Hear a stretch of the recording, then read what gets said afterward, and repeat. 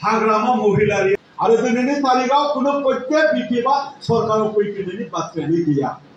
नायजोबबानो जाबाय जानानै बाथ्रा बुंनाय बेथ' एबसुनिथ' बेथ' माबायाव गोलैथारा बे আমি আমার नर्थ वेस्ट बासबारि भटखौ लानानै आबसुनि गोजौ थाखोनि दिपेन बर' सारनि आगदा आगसिफोरा मा सावरायदों आरो एबसुनि मावथिफोरजों इलेक्शनखौ लानानै रायजोफोर नैबे भिडिअ नुनो मोनगोन आरो दानफायसि जादों बे जाहैबाय जोंहा खोलाहा दनै सारनि समस्थियाव माखासे गुबुनफोरा बिपिएफनि अफिसाव फैनानै दानफायला दानसिला खालामदों बे जायगायाव आं स्क्रिनाव होनानै होगोन ओमफ्राय माबोरै जादों बेखौ फोरमायगोन नोंथांमोननो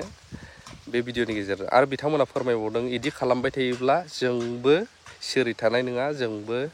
जेरै खालामदों बिनि बारासिन खालामहैगोन होननानै बिपिएफ अफिसनि माखासेफ्राबो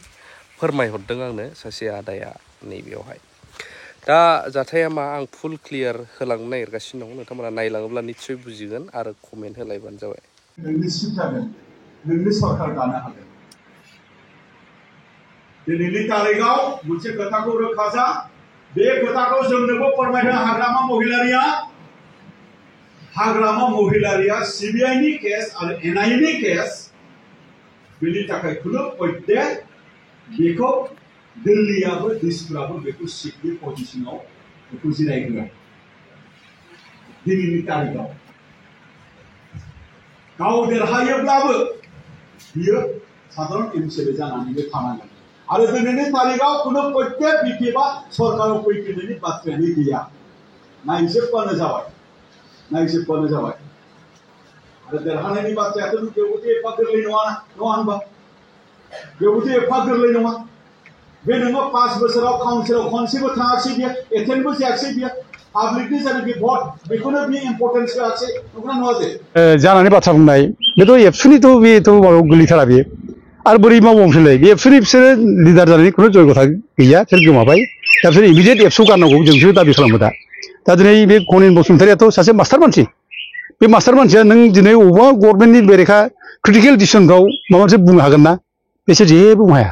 बिसोर जास्ट ओरैनो बिसोर मा जागोन माने एबसुनि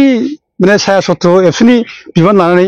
बिसोर गारि घरा लादों थाखा फैसा खरस खालामदों जादों लोंदों लिडार बादि देखायदों खिन्थु जाथिनि थाखायबा बिसोर फंसे खोथा बिसोर बुंनो हाया ओंखायनो आं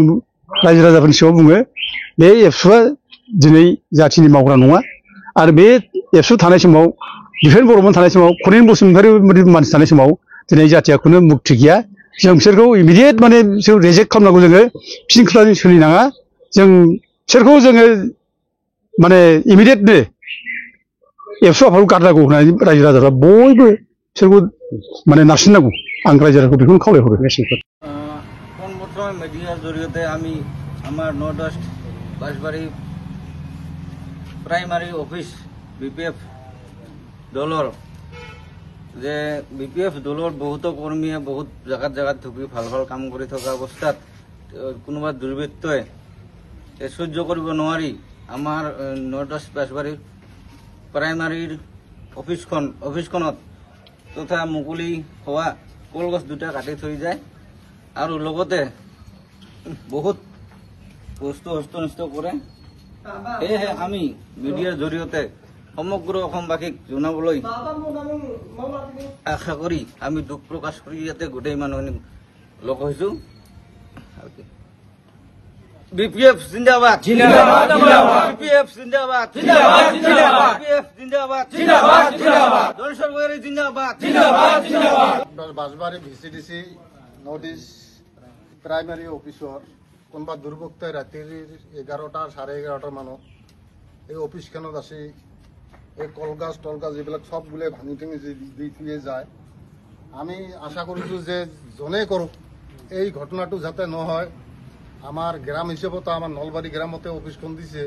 আমি না চাও যে কোনো দুর্গাষ্টি এনেকুৱা ঘটনা কৰিলে এইখানি তো রাজনীতিকত বহুত ডাঙৰ হৈ আহিব এইখানি আমি না চাও আৰু অনুৰোধ কৰোঁ যে যাতে ভৱিষ্যত এনেকুৱা ঘটনাটো যাতে না হয়